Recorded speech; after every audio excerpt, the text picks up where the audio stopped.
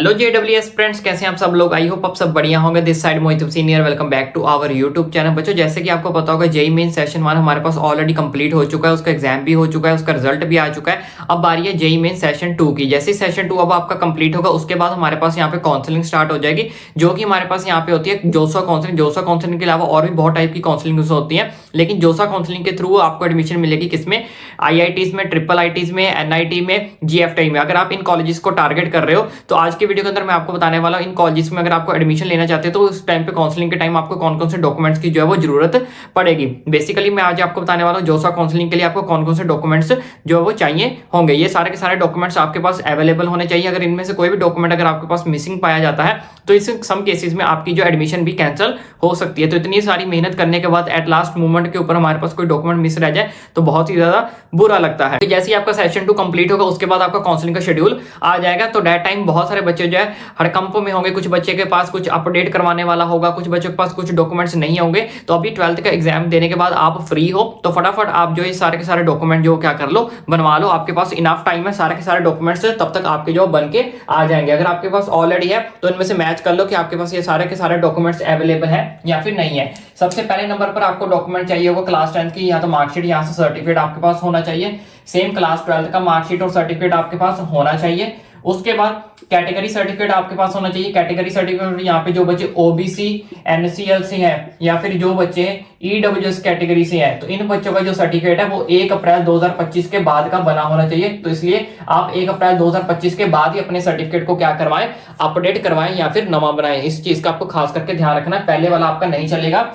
अगर आपको वो 2024 का बना हुआ है या 1 अप्रैल 2025 से पहले का बना हुआ है वो आपका सर्टिफिकेट नहीं चलेगा। इसलिए जो भी बच्चे OBC NCL EWS कैटेगरी से आते हैं उनका जो सर्टिफिकेट है वो 1 अप्रैल 2025 के बाद का बना होना चाहिए। उसके बाद आइडेंटिटी प्रूफ आपके पास कोई ना कोई होना चाहिए। आधार कार्ड हो गया, ड्राइविंग लाइसेंस हो गया।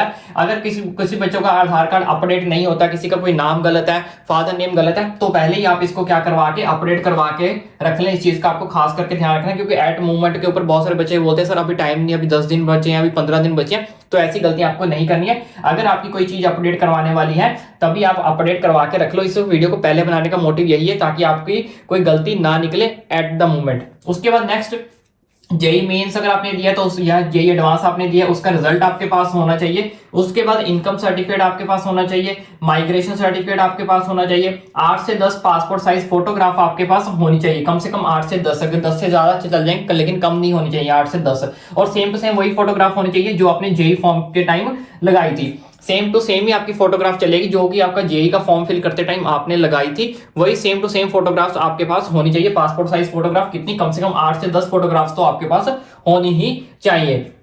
उसके बाद नेक्स्ट TC ट्रांसफर सर्टिफिकेट आपके पास होना चाहिए। मेडिकल सर्टिफिकेट अभी आपको नहीं बनाना है, ये जब आपकी जोसा काउंसलिंग का प्रोसीजर आएगा, ब्रोशर आएगा, उसमें बताया जाएगा कैसे आपको बनाना है। तो डेट टाइम पे ही आपको एट द मोमेंट बनाना पड़ेगा। उसके बाद गैप सर्टिफिकेट कुछ कॉलेजेस वाले मांगते हैं, कुछ कॉलेजेस वाले नहीं मांगते, लेकिन फिर भी मैं आपको यही बोलूंगा कि आप जो इसको जो है वो बनवा के रख लो, ठीक है। मेडिकल सर्टिफिकेट आपको जब काउंसलिंग का प्रोसीजर स्टार्ट होगा तब आपको पता चलेगा कैसे बनाना है। तो इन सब डॉक्यूमेंट्स की जो है आपके पास सारे के सारे ओरिजिनल डॉक्यूमेंट्स होने चाहिए। साथ ही साथ आपको इनको एक PDF करके अपना स्कैन करके फोल्डर में भी रख लेना है। कई बार ऐसा होता है कि बच्चे जो है काउंसलिंग करते कभी दूर जाते हैं या दूसरे स्टेट में जाते हैं, दूसरे कॉलेज में जाते हैं। अगर आपके पास कोई डॉक्यूमेंट मिस भी रह जाता है तो आप इमीडिएटली उसकी PDF जो निकाल के उसको प्रिंट आउट करके उनको जो वो दे सकते हो। वैसे तो वहां पे ओरिजिनल चलेगा, लेकिन एट द मोमेंट आपको वहां पे सबमिट करवाने के लिए आपके पास कुछ तो होना चाहिए ना। तो इसलिए आपको एक बार इनकी स्कैन कॉपी भी जो आपके पास जरूर रख लेनी, क्योंकि कई बार वो जीरोक्स भी मांग लेते हैं। तो ये सारे के सारे डॉक्यूमेंट्स आपके पास होने चाहिए। इसका स्क्रीनशॉट लेकर रख लो और सारे के सारे ओरिजिनल डॉक्यूमेंट्स आपके पास होने चाहिए। आई होप आपको ये सारे के सारे डॉक्यूमेंट अच्छे से समझ लग गए होंगे। अब आपको जोसा काउंसलिंग कैसे करनी है, जोसा काउंसलिंग के अलावा और कौन कौन सी काउंसलिंग्स होती हैं, किस कॉलेज की क्या कट हो जाएगी,